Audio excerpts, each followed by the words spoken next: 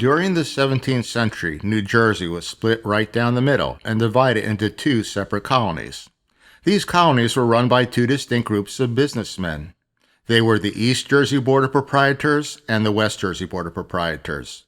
Burlington was made the West Jersey capital city. The East Jersey capital was originally known as Perth or Perth City, but within a few years that changed. Based on a Lenape derivative, Amboy Point was the name of the city's geographic location. That was added, and the town was forever after known as Perth Amboy. Initially, the Lord Proprietors owned all of the land in their respective colonies and controlled all of the governmental affairs. In 1684, the East Jersey Proprietors ordered Deputy Governor Gowan Laurie to build a governor's house in Perth Amboy. Laurie completed that task within a year. This building was the largest structure in the colonial capital of Perth Amboy, and it became the center of 17th century government in the colony of East Jersey. Within this governor's house, the East Jersey Proprietors met, enacted laws, granted deeds, held court sessions, appointed positions, and mapped out the future for their colony. According to historical records, the local settlers nicknamed this governor's house the Edinburgh Castle. For whatever reason, that pronunciation is slightly different than the Edinburgh Castle in Scotland. Obviously, the structure was grand enough to be referred to as a castle, and perhaps there was some minor resemblance to its Scottish counterpart. Unfortunately, the Edinburgh Castle disappeared before the American Revolutionary War, and very little is known about it. There are no surviving architectural plans, no engravings, no drawings, and no paintings of this 17th century castle. Despite all the important decisions that went on in this building, its appearance is a mystery.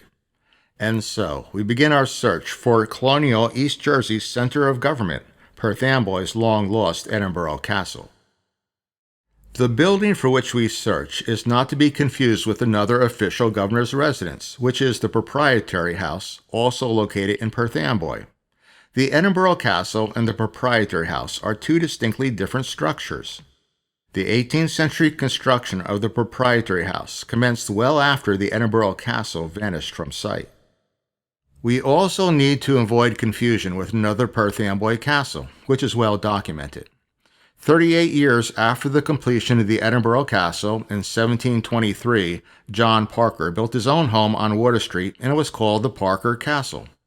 This was an 18th century residence occupied by the Parker family for generations.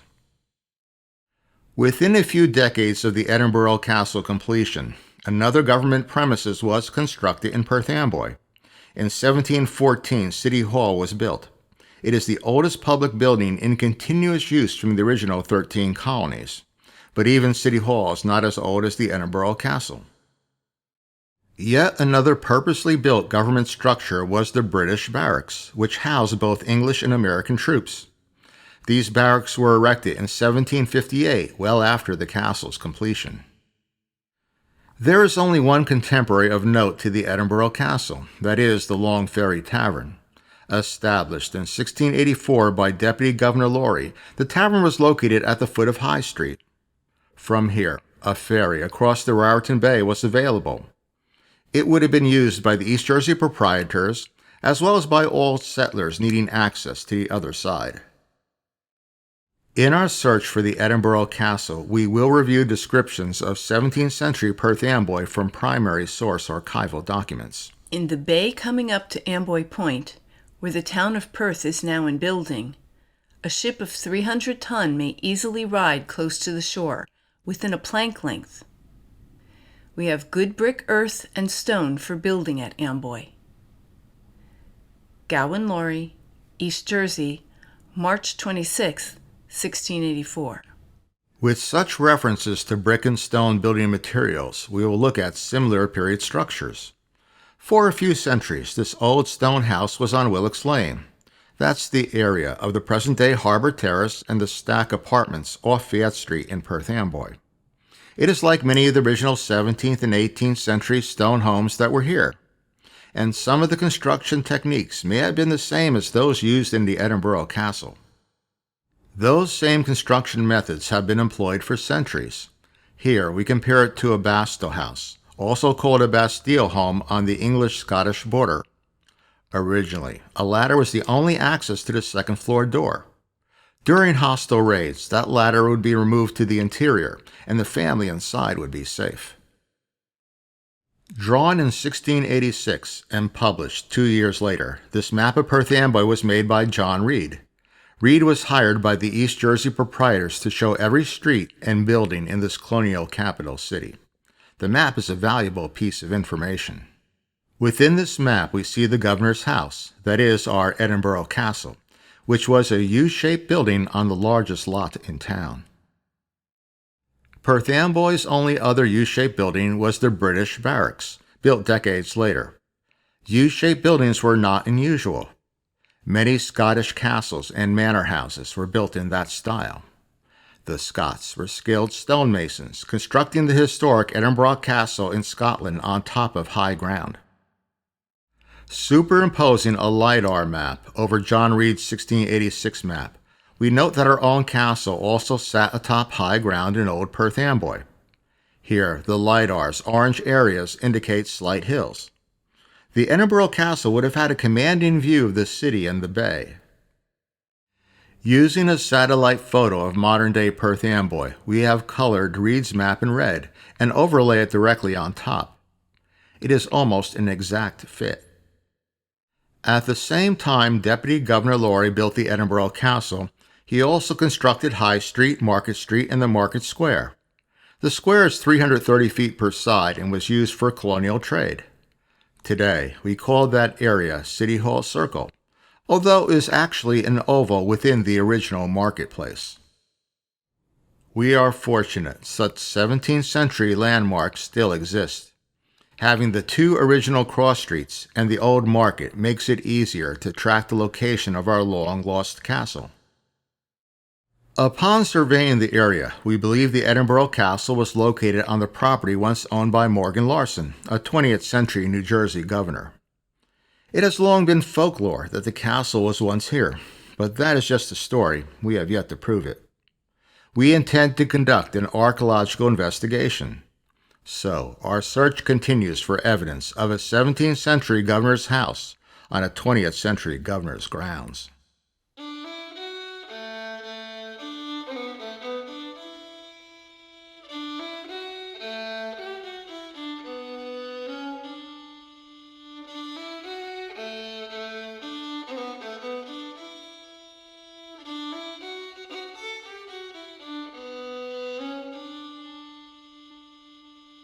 According to John Reed's colonial map of Perth Amboy and our own modern calculations, this is the area where the 17th century governor's house, also known as the Edinburgh Castle, was built. Right now, the lot is a pleasant garden, but over 300 years ago the location was a hub of activity in East Jersey. With basic equipment, we will begin an archaeological dig. Archaeology is the study of our past, the basis of which is material evidence. We intend to collect that evidence in context, that is, within each distinct soil level. Our old Newfoundland dog will guard the excavation, keeping intruders at bay. With location measurements taken, we hammer our stakes in for a 5-foot by 5-foot test pit. To make sure our excavation unit is square, we use the basic 3-4-5 right triangle method for a proper 90-degree angle. A 5x5 with 4 right angles gives us a perfect square. Masonry string will connect the wooden stakes outlining the excavation area. The string acts as a borderline. Within this square, we will dig straight down. All of the work will be completed by hand. We begin by clearing out the top cover of wood mulch. After removing this mulch, we will proceed to remove each individual soil level, layer by layer, a basic principle of archaeology. Here, our first soil layer, a nice gardening humus, gives way to a light-colored clay. We will extract all of the humus before continuing onto the clay. Troweling by hand allows a field archaeologist the opportunity to search carefully for artifacts, look for features, and view the overall stratigraphy. It appears that the clay level is not natural and has been purposely placed. Before we dig further, any intrusions from the upper level into the clay will be removed. Here, the dark stain from a 20th century wooden post is to be taken out. Christina and Carrie have volunteered to sift. Artifacts present in a layer have an important bearing on the accuracy of dating, and our first artifact is a clay pipe stem fragment. The clay level covered a pebble pathway. These pebbles are very smooth and appear to be small river stones. With the Raritan River nearby, we can assume that may have been the place of origin for these pebbles. More artifacts dating to the 19th century are found in context with this feature. Our pathway has produced several early artifacts, including part of a creamware plate, lead-glazed slipware, more pipe stems, a Rockingham glazed bit, and a green shell-edged pearlware margin. Also, here's a Chinese export porcelain plate rim. The rim design is typically known as Canton and dates to the first half of the 19th century. Once the pathway has been excavated, we discover yet another layer of soil. Within it are fragments of oyster shell mortar and brick. Is this debris evidence of the Edinburgh Castle destruction? Our dog appears interested, and we are intrigued. The ground here is made up of a series of clear layers, all of which have been deposited by man. Further excavation is needed, and we intend to move forward.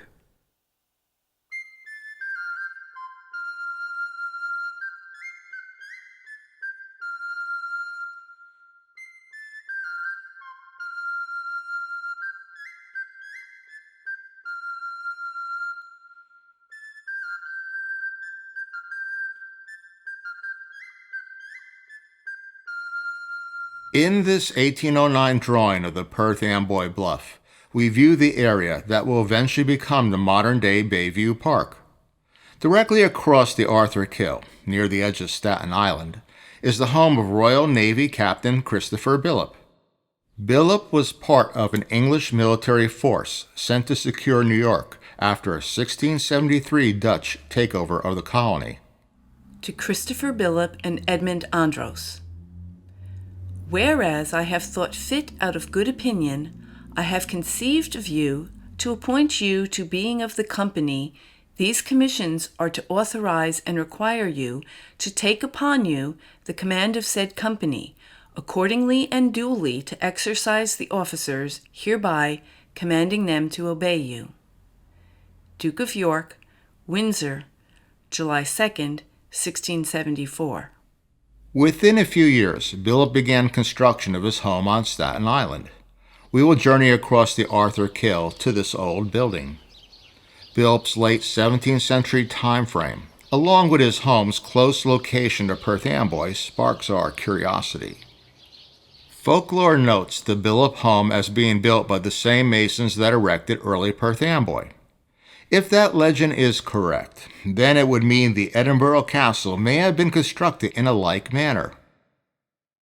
Christopher Billop built this home as an expression of wealth and stability, and the many acres of land around the house were a gift from the royal government, bestowed for services rendered. Whereas there is a certain tract of land within a neck upon Staten Island, that which by a warrant hath been laid out for Captain Christopher Billop of the said island. Now know ye that by virtue of the commission and authority unto me given by his Royal Highness, I have given and granted unto Captain Billop, his heirs and assignees, this parcel to have and hold.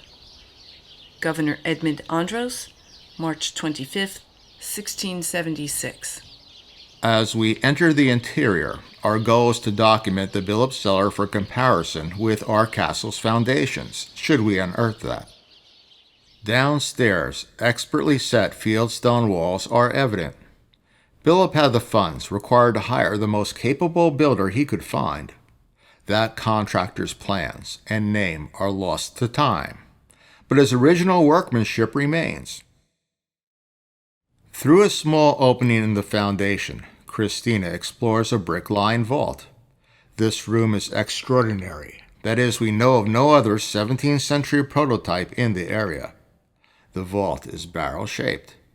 Its brick arch was most probably assembled upon a wood frame, with the frame removed after the mortar properly set. Being a low-pitched curve, this chamber would have been employed for storage.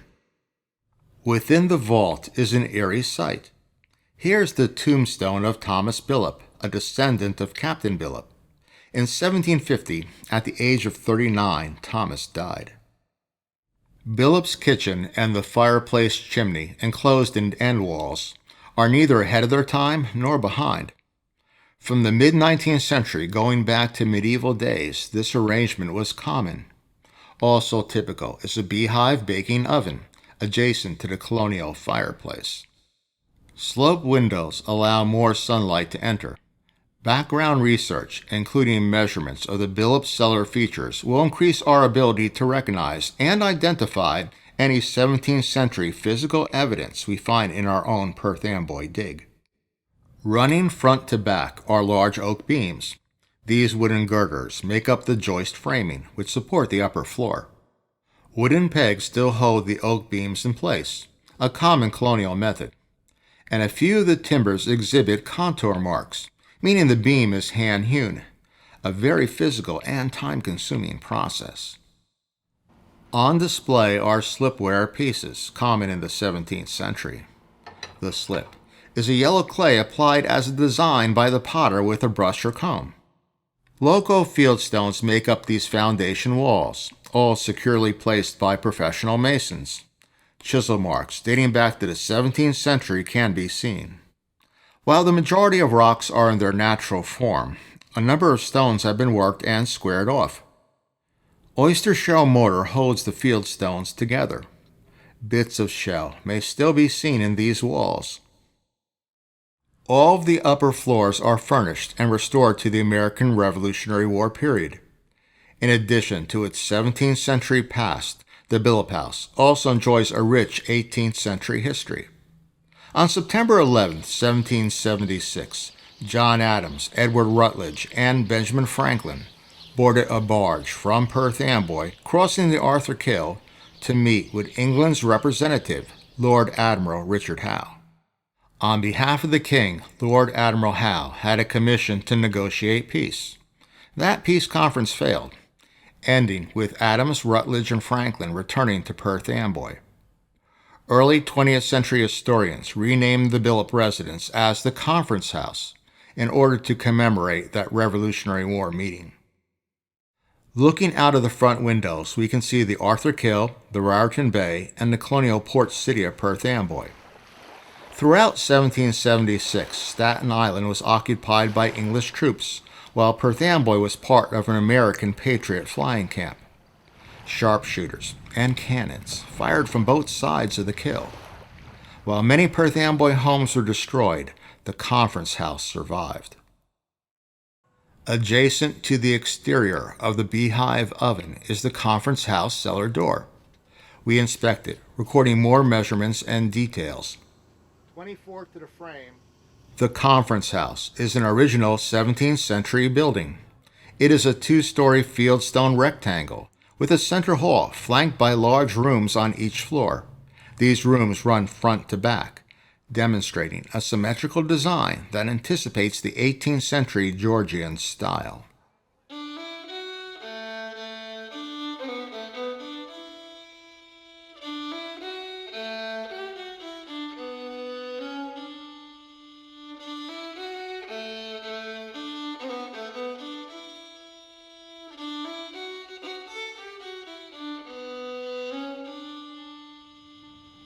Rising up from the waters of the Arthur Kill and the Raritan River, which formed the Raritan Bay, this landmass was selected by the East Jersey Proprietors to become their capital city.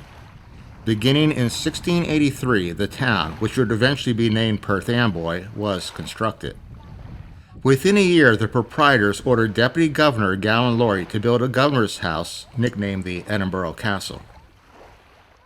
Our archaeological dig at the castle site continues. Blocking our work is a large fieldstone, which was once part of an early foundation.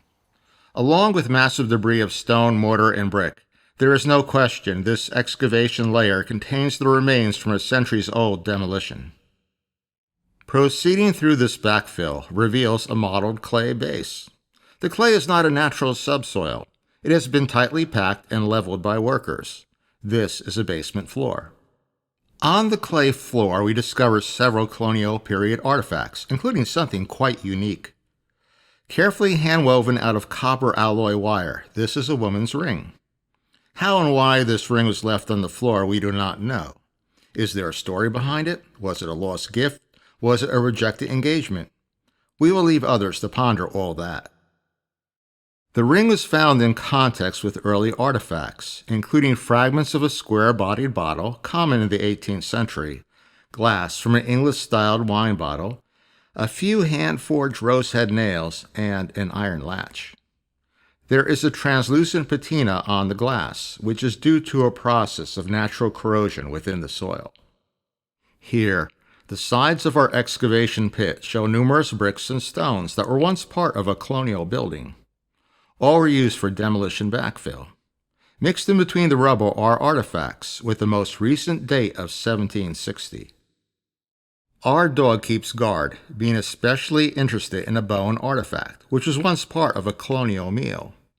In conjunction with the bone, lead-glazed slipware shards, some of which are from plates, are found above the clay floor. And we find an interesting right-angled piece of iron. Other than the remains found on top of this floor, the mottled clay level is devoid of any artifacts or features. We opt to put in a post hole to find its extent. The clay is very tightly packed down, which means it is a solid base. Continuing down to just over 3 feet, directly under the compacted clay, is a base of sand. That sand may have been placed for drainage. We need more research. While John Reed's colonial map displays every building located in Perth Amboy during 1686, it is not Reed's only map of the East Jersey capital. Discovered in an old archive, this map dates to early 1684. It is the oldest accurate map of Perth Amboy and was made on vellum. Vellum is a prepared animal skin, typically made from calf, sheep, or goat hides. Aged grain, as on an old leather jacket, can be seen on this map. In addition to the grain, this map is also warped. In order to properly view Reed's map, we arrange a high-quality computer scan at a specialized conservation facility. Both actual and proposed buildings can be seen, providing us an insight to what was once here. Drawn at the beginning of construction and land division, this map shows the birth of Perth Amboy. One structure grabs our attention. It is a large building on land owned by Benjamin Clark, located off what would become New Brunswick Avenue. Research confirms Clark lived and worked on Water Street and did not construct a building at this location. In fact, nothing would be built here until the mid-18th century, so this image is only an idealized proposal. Closer examination shows this to be a U-shaped building. Could this be a prototype for our Edinburgh Castle? Based on historical records, we know our castle is located on High Street, near the Market Square. A good inspection of that area on Reed's map shows High Street, improperly named as Market Street. Therefore, parts of this early 1684 map are only precursors to the final plan. That is, the conclusion has yet to be determined. On the spot where the castle was eventually built are some lightly sketched lines and figures. It appears John Reed began drawing here and did not finish. We do not know the reason for this, but we will highlight what Reed has left us. A large building begins to appear. So, perhaps Benjamin Clark's site was the initial castle location, but later changed to here. It makes more sense to have the governor closer to the 17th century center of the East Jersey capital. Pertaining to what is portrayed on this map, John Reed would have conferred with Deputy Governor Gowan Laurie. Laurie would have had a basic idea of how the castle would be built. And a few months after the completion of this map, Laurie would begin to construct it. Therefore, it is entirely possible this depiction of a large U-shaped building is the proposed image of our long-lost castle. From that same decade, another U-shaped government house was built in an adjacent colony. In the year 1687, Samuel Carpenter, the deputy governor of Pennsylvania, erected the slate roof house in Philadelphia. With a similar footprint to the Edinburgh Castle, the slate roof house was designed to have both public and private rooms. Pennsylvania's founder, William Penn, lived here. Within, Penn conducted the governmental affairs for his colony. Oddly enough, there is a connection to the colony of East Jersey. William Penn was also an original East Jersey proprietor, and his lawyer was Thomas Rudyard, an East Jersey deputy governor. Rudyard was replaced by Gowan Laurie, but he remained in the colony during the construction of the Edinburgh Castle. While both Rudyard and Penn were important government figures, there is no known record showing their influence regarding the Edinburgh Castle project. However, it seems highly likely they knew about it.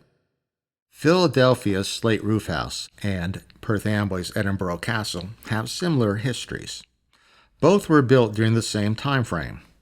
Both had a corresponding footprint, and both were employed as the governor's home and office. And unfortunately, both historic buildings were demolished. Similarity does not mean the structures were identical. Only the archaeological evidence can reveal more facts about our castle. Therefore, we will continue to dig.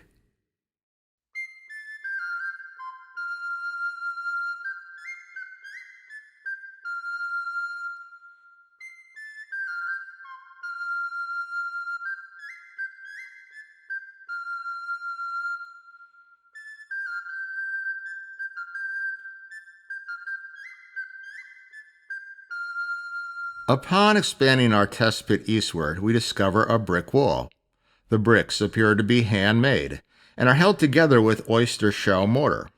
A particular note is the way these bricks are laid out, that is, alternating rows of headers and stretchers, which are an early colonial pattern called an English bond.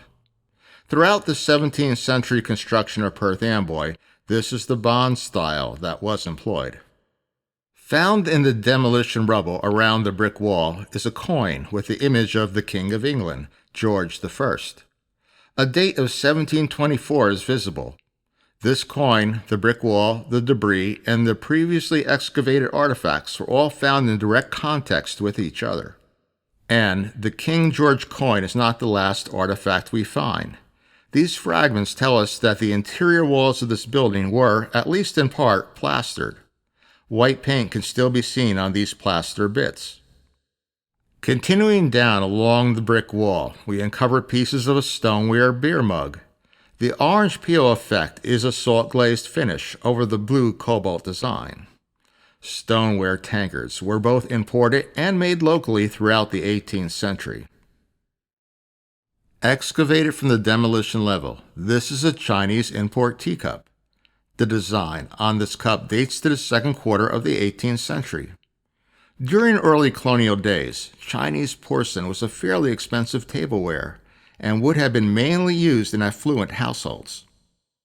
Upon trawling down through the debris level, the English bonded wall becomes more evident. We remove each identifiable stratum as a single excavation level, regardless of its nature or thickness.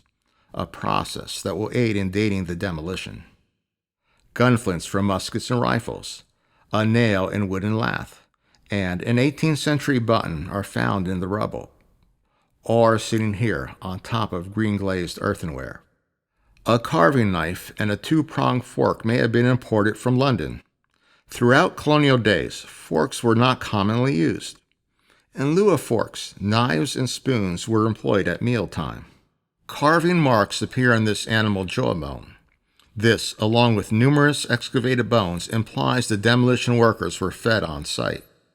More evidence of plastered walls is found. This nail and wood lath was at one time part of a wall or ceiling. Clay pipe stems are found across the debris level. When a pipe becomes clogged, the stem was purposely broken off. Also, the clay stem is fragile and at times might easily fracture. Here are numerous stems, all uncovered in our test pit. Along with the pipe stems, more salt-glazed stoneware beer mug fragments are found. Within the hull of one clay pipe stem tip is some organic matter, which might be a piece of tobacco. This is an unusual find, as tobacco normally degrades in the ground. But perhaps the soil pH was just right, allowing the natural material to remain intact. Robert Tippett II, accompanied by his relatives, made clay pipes in Bristol, England. This pipe bears an insignia that appears to be a Tippett emblem. He died in 1722, but the family kept on making clay pipes. Counterfeit pipes bearing Tippett's markings were also made throughout colonial times. A barley pattern rim from a white salt glazed plate dates no earlier than 1740. Popular among the gentry, white salt glazed dinnerware sets were imported to Perth Amboy from Staffordshire. We continue to dig down to the mottled clay floor. Our brick wall is set directly upon the compacted clay. Oddly enough, there is no builder's trench. Stone, brick, and mortar backfill comprise the entire level. It becomes apparent that we are inside a colonial basement, and directly across from our brick wall, we unearth the remains of a second brick wall. There are only a few rows of English bond. Nevertheless, this is a matching wall. We may be inside a hallway or entrance. At first, we believe this feature is a doorway threshold. Upon closer examination, these cobbles are set in a narrow trench, intentionally cut into the mottled clay floor. Extending underneath both brick walls, it becomes obvious that the trench was put in place prior to the construction of either wall. Within this trench is a sandy soil that is different from the clay floor. Used for the base of the walls, these cobbles are crude footings. From the artifacts found above the mottled clay floor, we can assign a demolition date. Sometime around 1760, the structure was leveled. Archival research confirms that the Edinburgh Castle was taken down about that same time. So the rubble, the brick walls, and the compacted clay floor may be the remains from our long-lost castle.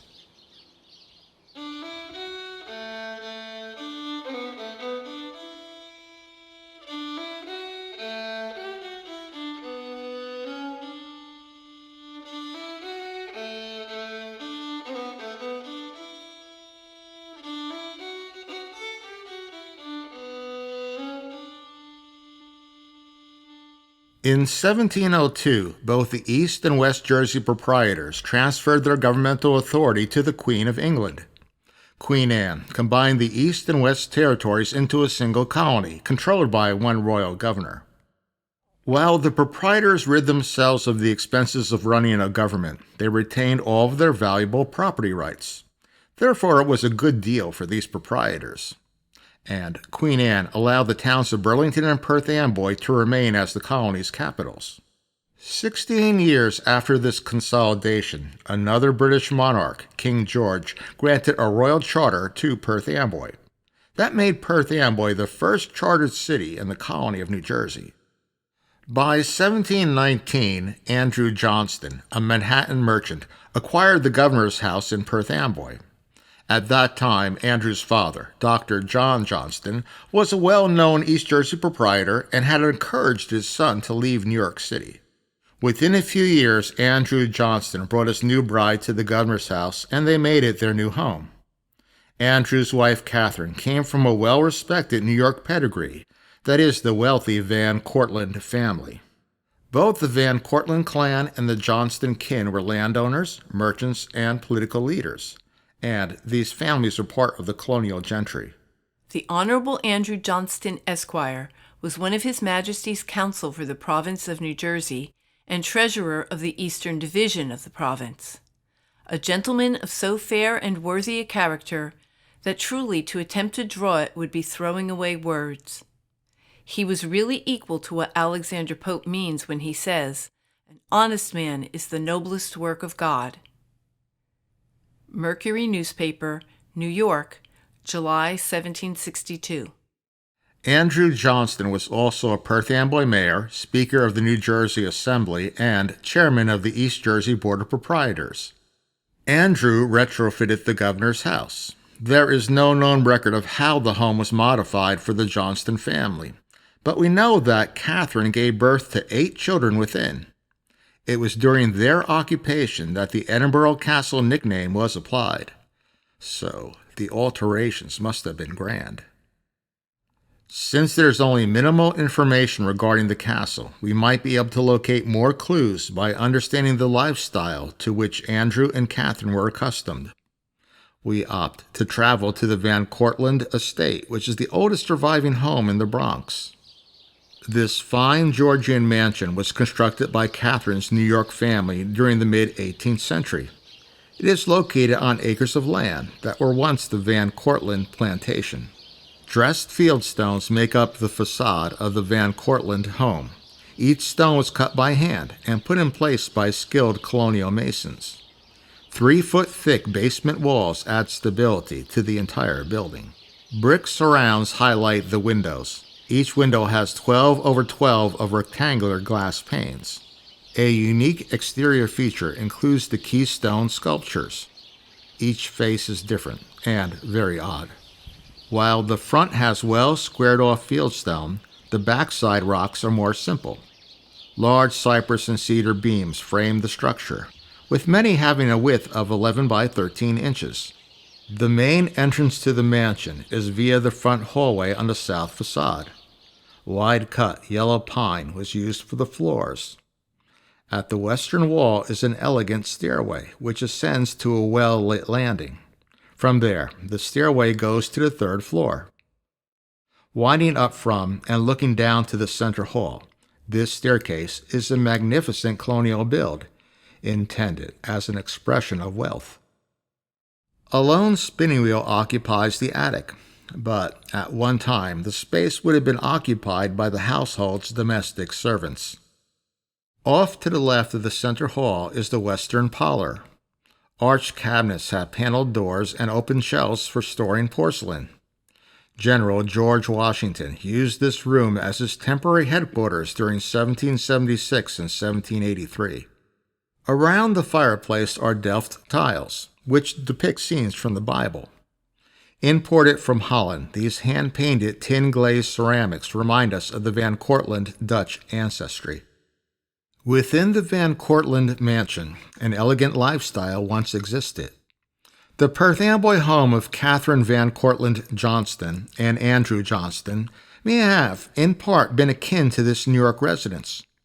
So it remains highly probable a comparable standard existed for them within the Edinburgh Castle.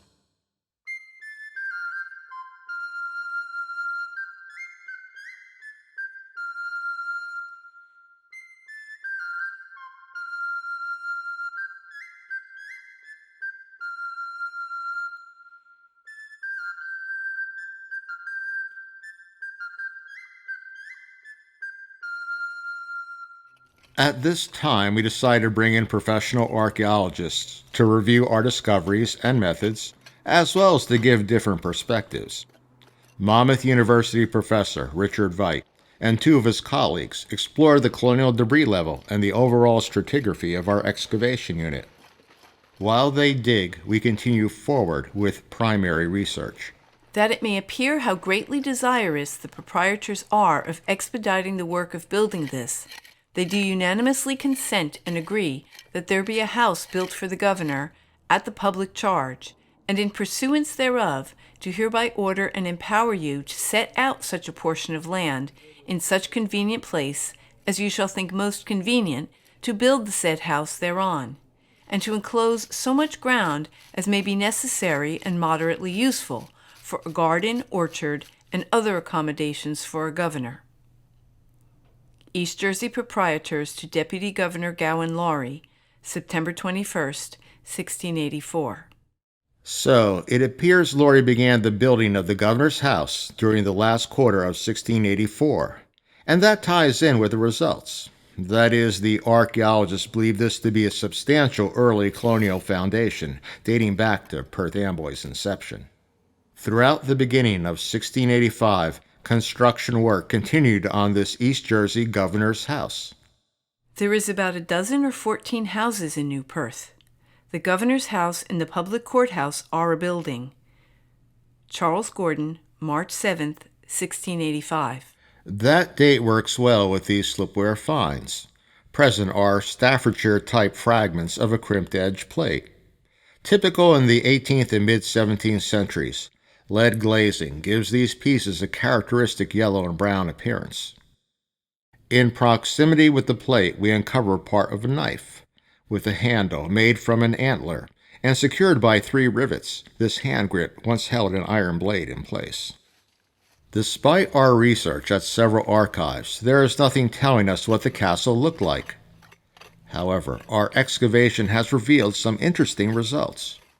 The wall is not entirely brick. It is only a 3/4 thick brick veneer over walls of fieldstone. That's rare and unique. Here, we see the remains of the brick veneer covering the fieldstone foundation. The brick follows the fieldstone directly onto the modeled clay floor. In order to accommodate the English bond overlay, the brick headers have been purposely broken in order to fit. These headers have the unbroken flat side facing out.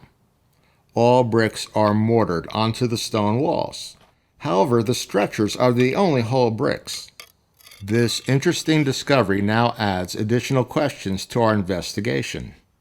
Was this brick veneer part of the original 17th century design? Was it added by a colonial governor? Or was it an improvement made during Andrew Johnston's 18th century Edinburgh Castle period? Further archaeology and research might answer these questions. In the meantime, the bricks tell us a different tale. These indentations are finger and hand marks from a brickmaker that lived over 300 years ago. As a colonial worker was laying the wet brick out to dry, fingerprints were accidentally made. In order to keep animals out, 17th and 18th century brick drying yards were usually penned off. But that did not stop a bird from flying in and leaving its impression. With the exception of the walls and floor, most of the colonial period level is comprised of brick and stone rubble from the destruction of this building. Oddly enough, no wooden beam remains have been found. Even if completely rotted away, a shadow from any decayed wood ought to be obvious during our excavation. We have not discovered any timber or plank evidence, so we can only assume that the wood was removed, perhaps repurposed elsewhere. Within the rubble, a butchered animal rib is found. Unlike modern-day pallets, the colonial gentry considered ribs an undesirable cut of meat. 300 years ago, mainly the poor and common working families dined on rib cages. So, this rib is one remnant from an 18th century demolition crew meal.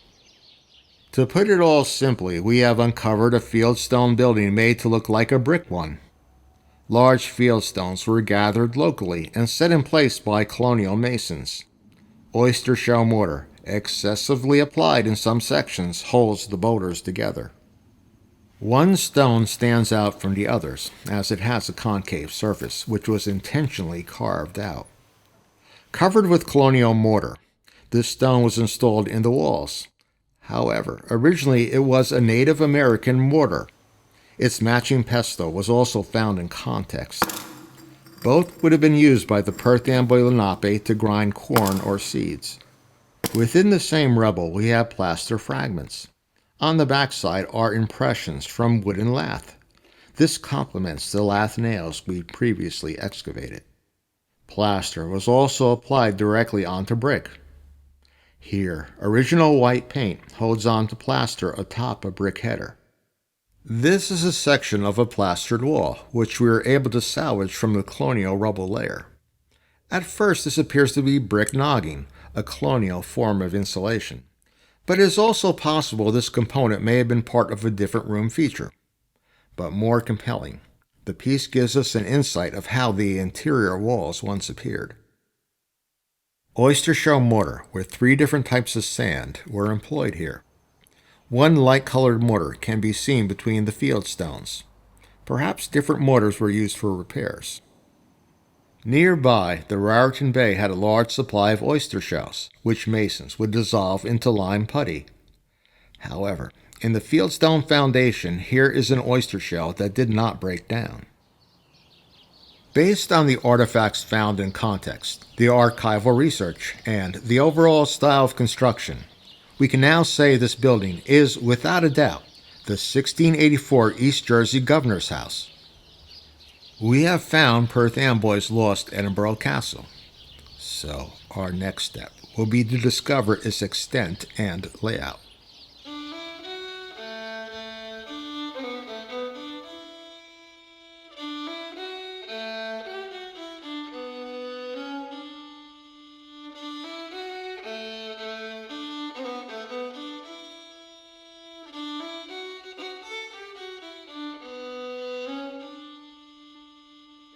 So I would think this might be the main part. It's possible you could be in the beginning of the one of the wings. I don't think so, though. To date, we have only excavated a small part of the Edinburgh Castle site. In order to understand more about this 17th century building, we have invited Dr. Tim Horsley, a highly regarded archaeologist, to conduct a geophysical survey. Using professional geophys equipment, Tim will investigate as much as the area as doable. We hope Tim can discover the castle's proportions. So we are going to begin with a geophysical survey here to see if we can find the extent, the layout, the depths and some of the dimensions of the house. I'm hoping to use ground penetrating radar, which is a technique that will look down into the ground. It's a non-invasive method, sends out pulses of energy that reflect back. So any changes in the ground, the conditions, the moisture, compaction, should give us reflections that will allow us to see these walls, maybe other features, potentially like paths, and then things, even pits, ditches, so privies, maybe a well, this sort of thing. Of course, we have to go over them to find them, so we're restricted to any open areas here to be able to do that. So initially I'm going to start by trying to set out a grid so I know exactly where I am on the ground, so ultimately we can relate whatever I find to features that we can still see here today, and we can come back out and potentially excavate those. Or maybe not excavate them. We know where it goes. We don't need to dig everything to find out. Radar is one of a handful of techniques we have in archaeology. There's other things, magnetic methods, there's electrical resistance. But given sort of the size of the areas here and a lot of the modern intrusions, a lot of iron and things, any magnetic method's not going to be effective. The resistance might work, but again, we're restricted to limited areas. So I'm going to start with radar, see how that goes. Just do long transects and we'll see what we can pick up. Ground penetrating radar is referred to as GPR. All of the data will be recorded onto this GPR head. As the head documents the results, its screen allows Tim to concurrently watch the subsurface variations. GPR can map most anomalies as a three-dimensional block. From this, we can extract time slices from the ground. Tim has connected the GPR head to a cart containing a small unit which has the antenna designed to penetrate deep into the ground. As Tim passes over what we believe is the near center of the castle, we await the first results. This antenna does not work. The castle's moist clay backfill is causing interference. Fortunately, Tim has brought a more powerful antenna which he connects to the GPR head. Tim will have hard work. He will have to carry the head and drag the heavy antenna across the entire area. All of us hope for definitive results, that is, the detection of the castle walls. And this larger unit worked. Tim explains the very first GPR readings. So here we have the very distinct reflection to the wall. You see these stronger reflections where it's very much black and white. These, I'm thinking, are probably the brick facade on either side, just because of how distinct they are, how strongly they're reflecting. But then on either side of that, suddenly more to the east, I think, because I came back this way. This looks like the rubble fill of the basement. You can see how it's sort of sloping down here. There are some other reflections out here that are worth checking out, that this continues this way to the west. So this may be the extent here west. And then just where I was finishing up here by the tree, there are some other reflections down here. Now whether that's the back, it maybe. It seems to be a long way away. But also coming back here, we are, as I say, next to this very large tree, and we probably will be seeing tree roots as well.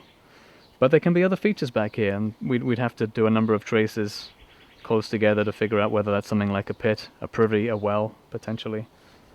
Continuing forward, Tim targets the other grid zones directly over the castle. Probing all of the open regions may determine the dimensions of the building, as well as any related structures. So the data is showing a very clear distinction between sort of away from the walls, the nice clean soils, you can see that very clearly, and then noise starts. You get these strong hyperbole, these strong reflections that indicate walls, and then lots of smaller reflections that continue beyond that, which very much looks like the rubble, bricks, stones of collapsed walls that are filling the basement hole. So that helps us to really identify walls and then fill. It looks like we can really see the back and the front of the structure, at least as we're passing across it perpendicular. And if these are all the Edinburgh Castle, which we certainly believe they are, then I think we can see certainly three sides of it. I think we've got the back, the front, and it looks like the northern side. The southern side is very close to the fence. It's going to be hard to know whether we've got that, but certainly comparing these data with historic evidence of how large this structure was should help us get a little bit closer. This is just another layer of information, another layer of data that we can use to guide our archaeological understanding of the site. Our geophysical survey data will be rendered to create maps of the underground features. Being neither invasive nor destructive, the GPR study avoids disturbance of the castle remains, while giving us a view into the non-excavated parts of the site. So it looks to be a wall here. Then this is the gap I was talking about that is intriguing to know what that is. And then there's suddenly debris in here. This stronger hyperbola looks like it could well be a wall, at least a large boulder, so maybe some intact bricks right here. Of course, that's coming up and obscuring the view. A new battery is installed, and the work continues. Upon completion of the survey, Tim will bring the data back to his lab, interpret the information, and prepare maps of the Edinburgh Castle. In 1684, the East Jersey Proprietors, along with the Earl of Perth, authorized the completion of this castle, which became the hub of our early colonial government. By 1760, the castle was demolished. Its rich history faded away into legend. Through archaeology and GPR, we are resolving that castle folklore into tangible facts. Within a few months, we received the final GPR results. Tim has mapped the survey lines. Here, black and white images show the underground time slices at horizontal intervals. Each slice is deeper than the previous one. From this, a map of the castle is produced. It appears at some point in time, the open U-shaped center of the castle was made into a large room. Possibly, this was an improvement by the castle's 18th century owner, Andrew Johnston. Such a conversion was not unusual. Philadelphia's 17th century slate roof house had an open center that was later built upon, forming additional rooms. I have agreed for 2 houses of like dimensions to be built for the proprietors, and also a house for the governor of 66 foot long and 18 foot abroad. Deputy Governor Gowan Laurie, 1684. Our data concurs with Laurie's statement. Therefore, during its heyday, the castle was the largest building in the capital city of Perth Amboy, as well as the earliest purposely built governor's house in the colony of East Jersey. While the archival research and GPR outcome tie in nicely with our excavation, the work is not yet complete. To search for additional evidence, we will continue to dig.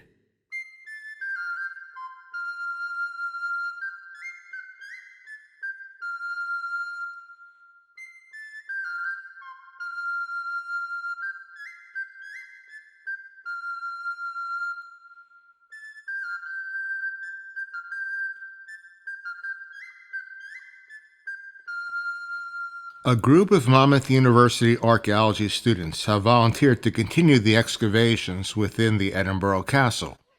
While they dig, we move ahead with our research. At least 3 17th century governors, as well as the Proprietors' Council, conducted the business of the East Jersey government within the castle. During their respective terms, Deputy Governor Lord Neil Campbell, Governor Andrew Hamilton, and Governor Jeremiah Bassey managed the entire East Jersey colony from this location.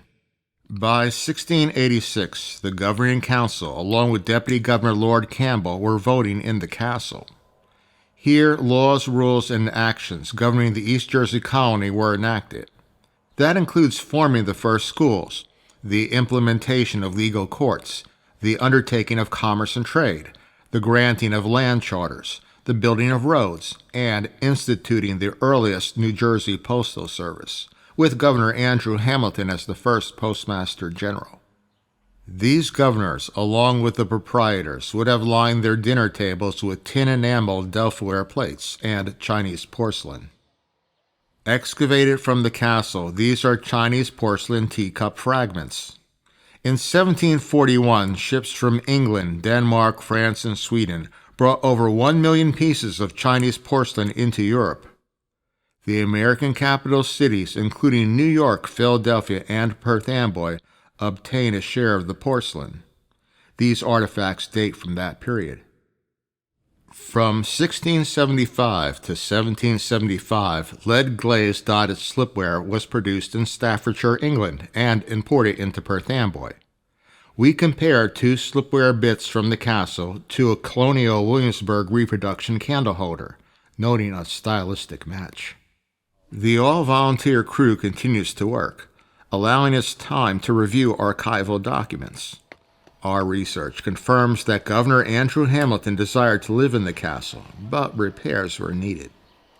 On October 3, 1692, the East Jersey Proprietors authorized John Cockburn to start masonry work on the castle for a sum of 65 English pounds. Translating that centuries-old currency into modern-day legal tender and applying the time value of money, it calculates to $260,000. That is quite a bit of money for just repairs, so it remains probable that Cockburn may have done much more. Perhaps he added the English bonded brick veneer to the castle's fieldstone walls. Within 8 years, Governor Hamilton would acquire the castle. Agreed and ordered that a patent be forthwith made and granted to Governor Hamilton for 3 acres of land, where the house called the Governor's House does stand in the town of Perth Amboy, with 36 acres backward, formerly allotted to said house, and a lot fronting said house. Council of the Proprietors, Perth Amboy, December 17, 1700. The proprietors owed Governor Andrew Hamilton a past due salary. In lieu of paying back wages to Hamilton, the East Jersey Proprietors offered him the castle along with acres of land. Hamilton accepted the deal and became the castle's new owner. Hamilton's kitchen would have used marbleized slipware plates, common in the 17th and 18th centuries. This artifact was found near the castle floor. We also uncover wine glass stems. One stem exhibits a white opaque enamel twist. That style became popular during the 1750s. Wine glasses with elegant stems were used by ladies and gentlemen at that time. Typically, the goblets are filled with Madeira wine, a favorite colonial beverage. More Chinese porcelain is found with part of a wig curler. The curler was made from white clay and then kiln-fired. In East Jersey, wigs were most often associated with male fashion, and also used as a means by which the elite would express their status. A colonial blacksmith hand-forged these rosehead nails. Blacksmiths were essential craftsmen making a variety of metal articles for their communities, including tools, farm equipment, and household products. Oddly enough, no evidence of wooden beams have been found in our dig. An early method of creating lumber was the pit saw, with one man in a dugout ditch and another man working over the top. Considering the extensive labor involved, the castle's beams may have been removed and then repurposed elsewhere. In the course of laborious work, it would be common to pop a button. These lost colonial buttons are evidence of journeyman toil. Finding artifacts are only one part of our dig. Archaeology is the systematic study of antiquities as a means of reconstructing the past. In order to do so, precise measurements need to be recorded. 2 volunteers are completing a profile of the stratigraphy. They are taking readings of the different soil layers using a string attached to a line level. This horizontal string base assures the vertical readings are accurate. From the data, a detailed chart is completed and will be used when reviewing features and artifacts found in context. All of our data, research, and excavated evidence confirm that the Edinburgh Castle was demolished by 1760. However, after only 75 years of use, we remain uncertain as to why it was dismantled. Therefore, we will examine our results, as well as search the archives, in order to ascertain a probable reason.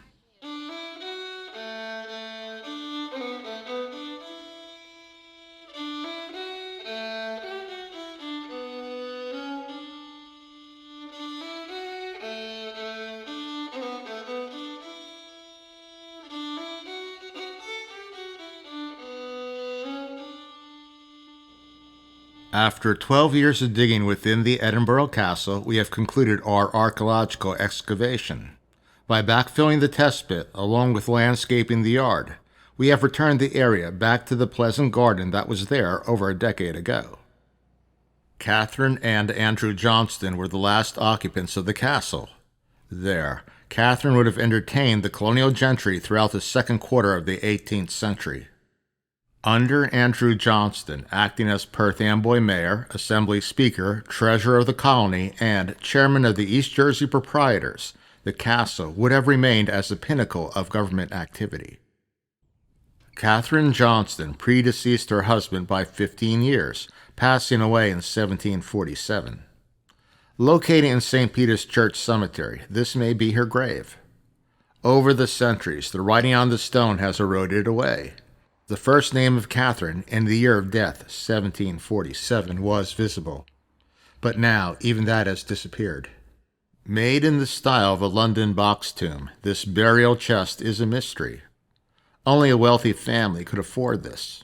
So the name, the year, the location, and the cost all make it possible as the final resting place of Catherine Johnston. To add another question to the matter, why are no other colonial Johnston tombstones present in this graveyard? Archival records verify burials of the early Johnston family at St. Peter's. However, that family's crypt and grave markers are missing. Previously, we searched in the general area for those graves. Going back and forth with ground-penetrating radar, we scanned the site. Our results were negative, so the exact location still remains lost.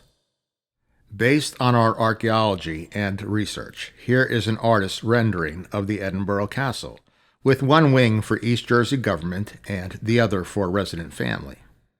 In its overall design, the castle was in part similar to Philadelphia's slate roof house. Throughout the 17th century East Jersey colony, U-shaped buildings were unusual. William Penn and his deputy governors conducted his colony's business from the slate roof house. East Jersey governors Lord Neil Campbell, Jeremiah Bassey, and Andrew Hamilton did the same in the Edinburgh Castle, along with the Proprietors' Council. During Andrew Johnston's domicile at the castle, it was considered a prestigious dwelling fit for the gentry. Perth Amboy'S nicknamed this former governor's house the Edinburgh Castle because it was an imposing structure. So, why did Johnston dismantle the castle? Around 1760, Andrew Johnston built a two-story home directly in front of the old castle. Generous to the poor, working for the benefit of the Jersey colony and managing his own proprietary interest, Andrew Johnston was a respected and distinguished figure. As a member of the gentry and having money to spare, Johnston desired a new home with a design in the latest fashion, that is, the Georgian style. With a full center hall, along with rooms on either side, Johnston could enjoy a lifestyle suited to his position in society. The only use for the old castle was its lumber. Johnston's home was examined by the late historian and architect William Pawlowski. Pawlowski concluded some of the old timbers in the Georgian home were hand-hewn, that is, they were carved out by a carpenter. In 1760, sawmills were located across central Jersey, so there is no reason to carve tree trunks by hand. Evidently, Andrew Johnston may have repurposed some of the 17th century beams when he dismantled the Edinburgh Castle. In 1762, as chairman of the East Jersey Proprietors, Andrew Johnston also began the construction of yet another Georgian mansion, that is, the proprietary house. Johnston would not live to see its completion, as he passed away in that same year. During the late 19th century, Andrew Johnston's home was moved 40 feet back from High Street and placed on a new foundation. Its original 1760 footprint remains the same. With only minor modifications, the Georgian house was intact until 1922. At that time, Morgan Larson, then a senator, purchased the property. Larson stripped the exterior and interior, putting his own restoration plans into the newly reconfigured dwelling. Numerous colonial governors lived and worked within this premises, and now another governor would also reside here, as in 1929 Morgan Larson would become governor of New Jersey. Much of our rich history isn't written down, and other parts of it are forgotten. However, that hidden past can be uncovered via archaeology. Using professional procedures, along with archival research and expert GPR surveys, we have discovered an official 17th century governor's house, that is, Perth Amboy's long-lost Edinburgh Castle.